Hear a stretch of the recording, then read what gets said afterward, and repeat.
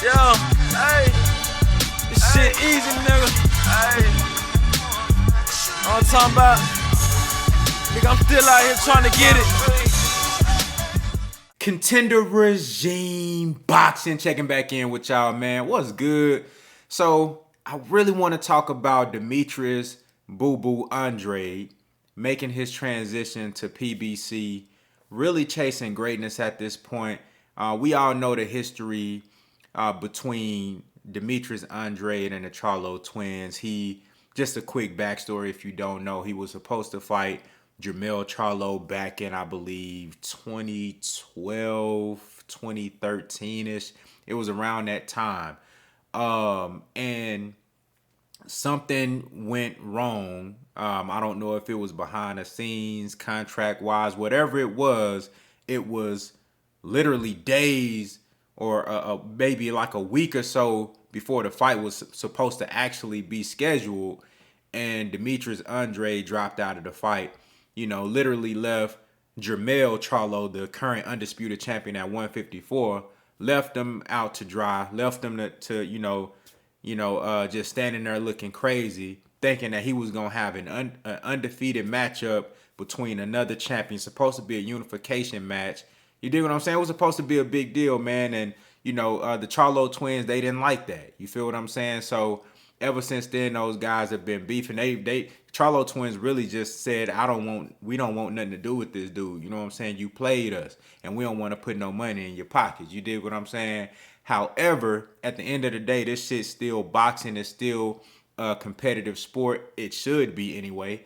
It's still about proving who the best. And if you really got smoke with a motherfucker, what you should do is you should want to put hands on them. And it just so happens that you guys are professionals in a sport that allows you to get paid and receive high compensation for beating a motherfucker ass. You dig what I'm saying? So it makes perfect sense why you should want to fight this guy. Now, Demetrius Andrade, he's had some bad luck in the sport, man. Had an opportunity, was supposed to fight Billy Joe Saunders in a unification match at 160. It was either 160 or 168, one of those. So was supposed to fight Billy Joe Saunders. Billy Joe Saunders popped dirty for drugs. You know what I'm saying?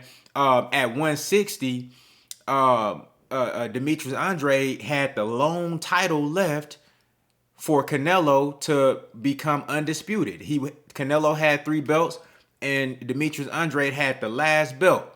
Canelo ducked out of that situation and moved up to 168. Eddie Hearn, who's supposed to be helping these black American fighters, not even just black Americans, but think about it. When Eddie Hearn came to America, his whole thing was about, pretty much bringing America and UK together as far as the talent with DAZN and, just bringing these big fights together, signing American talent, and then getting, propping these guys up and actually making some noise and shit, actually making change and doing something.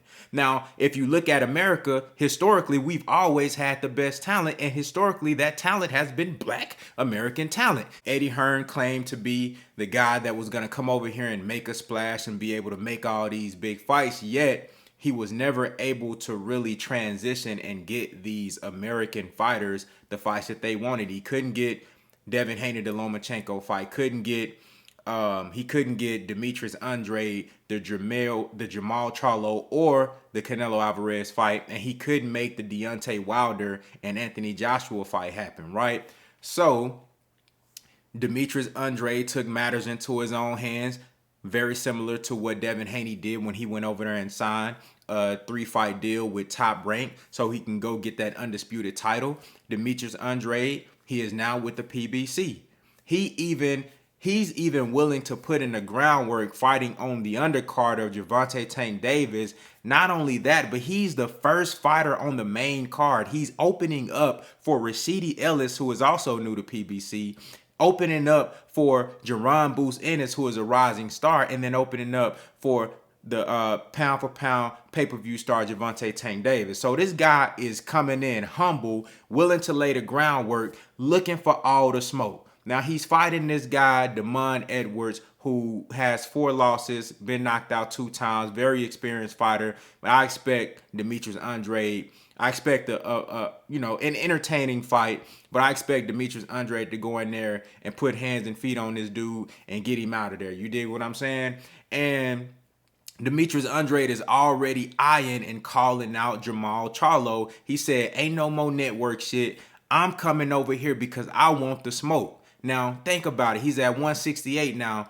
Jermall Charlo should be at 168. In my opinion, he doesn't belong at 160. The guy is just, he's growing out of that division, and he's been inactive. He need to be at 168. This is just my personal opinion. And ain't nobody at 160 right now. All the smoke at 168. Go on and move up, bruh, and become a 3-division champion. You feel what I'm saying? You got Canelo still currently the undisputed champion at 168. You got David Benavidez and Caleb Plant about to fight.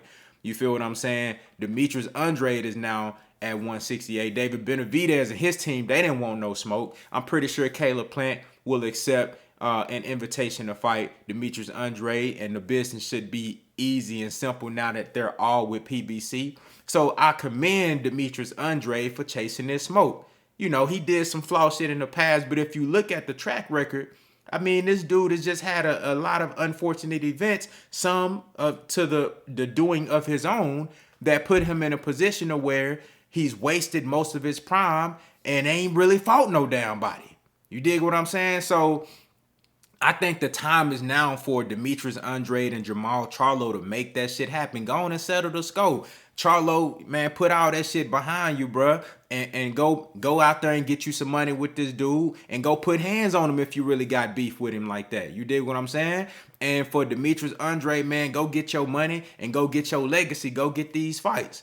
You know, he a little bit up there in age. I believe, 34, 35, you know, getting closer to 36 rank. He's up there. You feel what I'm saying? So this is a prime opportunity for Demetrius Andrade to really show everybody what he's about, to show us if he's really on that level. You feel what I'm saying? Because he came in as a highly touted amateur, came into the pros. He's undefeated. He's been a champion in multiple weight classes. It's time. It's that time, man. So y'all let me know what y'all think down in the comments. How do y'all feel about Demetrius Andrade, you know, pulling himself up, being humble, and saying, hey, man, look, I'm going to go ahead and go over here in PBC. I'm going to open up for the youngsters.